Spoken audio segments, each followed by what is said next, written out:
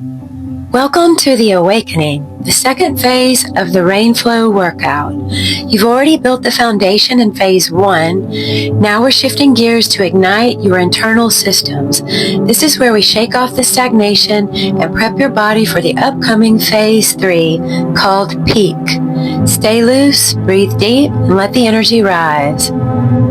We begin in supine position with Heelrocks. Rapidly flex your ankles to vibrate the entire skeleton. Focus on the ripple reaching the base of the skull. Breathe deeply as you let your body relax into the mat. And now move to a Starfish pull-in. So from a wide X position, pull the elbow to the same side knee using the core. Gradually evolve the reach into a big sweeping circle through the X path. This variation on Starfish is a fundamental movement pattern where you stabilize one vertical side of the body, the stable half, while moving the other vertical side, the mobile half. This is common in Pilates, contemporary dance, Laban movement analysis, and functional rehabilitative exercises. When you move your right arm and right leg simultaneously while keeping the left side pinned to the floor, you are forcing the deep core musculature, or the multifidus and transverse abdominis, to prevent the torso from rotating. This builds a unique type of anti-rotational strength that standard crunches cannot replicate. Now continue on through this movement and feel how the core is the source of the movement from the extremities. So everything reaches long and away from your center body. Find these nice variations in the arms. They can go over the head and close to the side again, or they can continue through a wide circle. Now moving to side lying rolls. Reach long on the right side, close into a fetal ball, then roll through the back to the left, stretch and close. We'll go 2 sets of these on each side. This movement provides the same benefits as body halves, starfish, and lizard pull-ins, which we open the class with.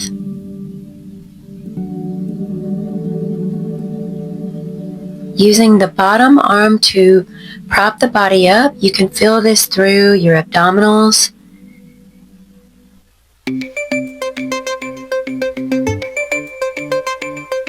Keeping the head on the spine.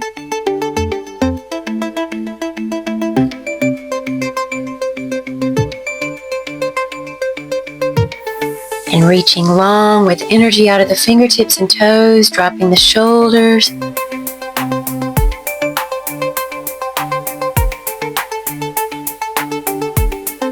Finding that nice balance there, using your core to stabilize. Beautiful.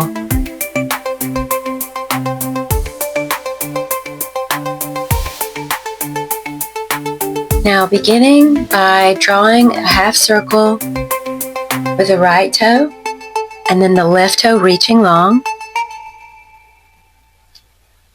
And now this long reach moves the body from its X position to turn over to prone position and then back again through the movement of the arm.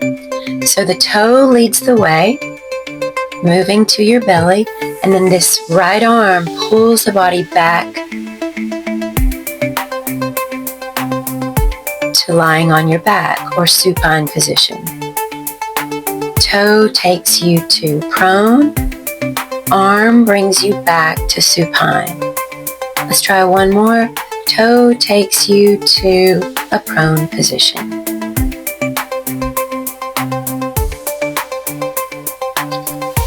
Next, prone extension. Focus on the back chain. Lift your chest and legs simultaneously, reaching through the crown of the head. Keeping the head on the spine, shoulders are dropped. energy out of the fingertips and toes. Think of sending energy through the back side of the body.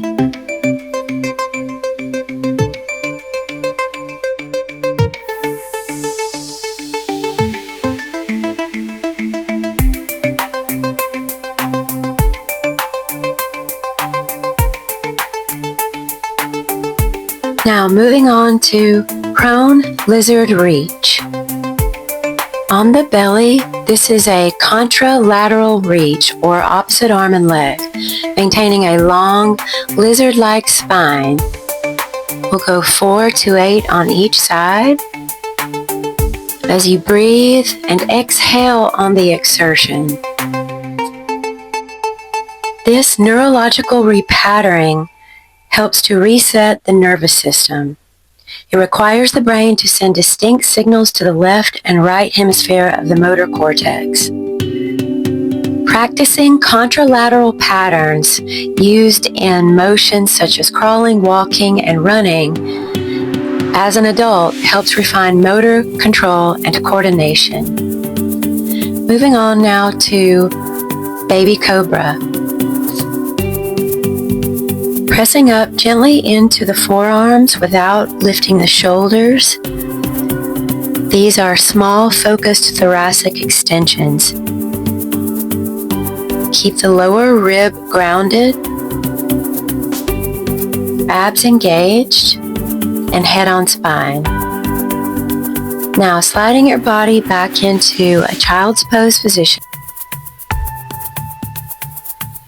As if someone is sitting gently on your lower back, reach forward through the fingertips, finding space under the arms. Now walk your hands to the left, putting weight into the opposite hip. And now gently switch, walk the hands to the right, and do the same, pressing back with the hips. Let's see this from the side. So again, as if someone is putting weight on your lower back, find this energy reaching from the fingertips to the right hip on this side. Now gently walk the hands to the other side and find that oppositional pull between fingertips and hip. Nice work. Now gently transition your body to a fetal position on the right side for body halves. Initiating first with arm, then the leg follows, leg. The arm goes first, it pulls the other arm, it brings the core and the legs along, one limb at a time. The body is connected by slings of fascia. Body half exercises target the lateral line, the fascia running from the side of the neck down to the outer ankle. Strengthening this line improves your stability to stay upright during sudden lateral shifts like tripping or changing directions while running. It teaches the hip and shoulder on the same side to work in a synchronized chain. Now let's go full body half like a moving happy baby. Let this float to a stop for lymphatic shaking and then cat paws.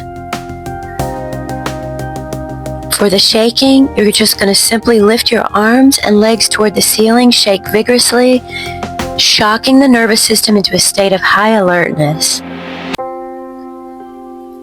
Then while still in this dead bug shape, rotate your wrists and ankles, flex and point with extreme articulation like a cat kneading or stretching its paws. Shaking creates a vibration that helps unstick stagnant lymph fluid in the extremities and directs it toward the lymph nodes, specifically the clusters in the neck, armpits, and groin where it can be filtered. Regular shaking can help reduce water weight and puffiness, particularly in the legs and ankles. Ideally for this class, we would go 8 lymphatic shakes or 8 beats of lymphatic shaking and then 8 beats of flexed wrists and ankles. Now taking the knees in your hands, using your core strength to gradually roll up, placing the feet on the mat. This may not happen right away, so take your time.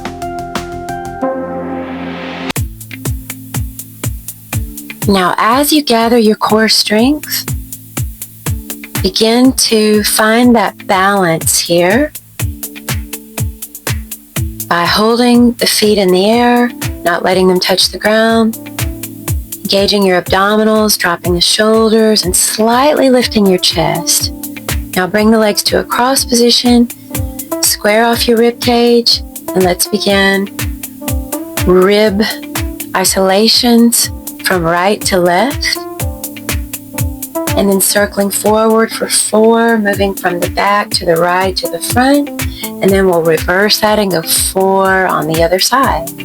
Keep your head on your spine and just do what feels good for you.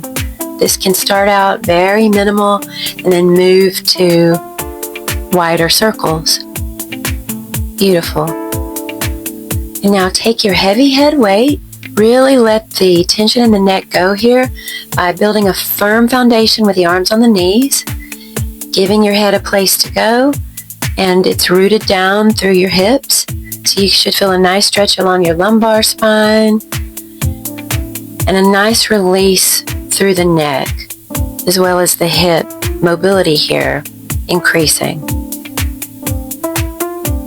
So just take a few of these from right to left. Really find how nice it feels to control the weight of the head by building that foundation with the hands on the knees so that you have a long line of energy from head to hips. Now, moving to a lunge, place the hands on the floor and find your way to a standing position. Take your time here, really set up a very stable split squat position. This is in parallel, so neither of the feet are turned out in external rotation.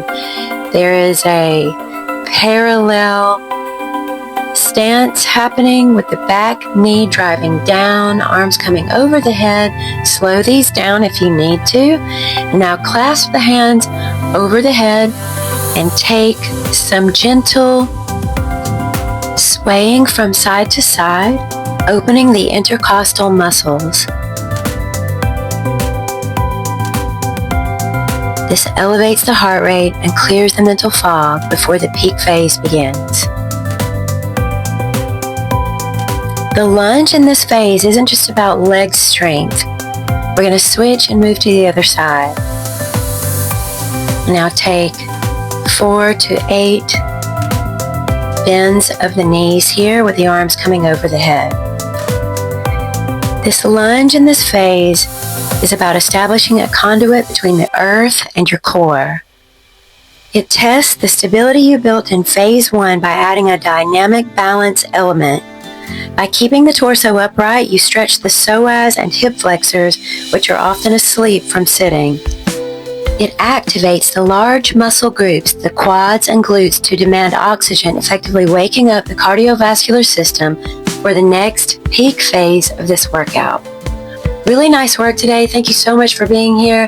Let's take an inhale overhead.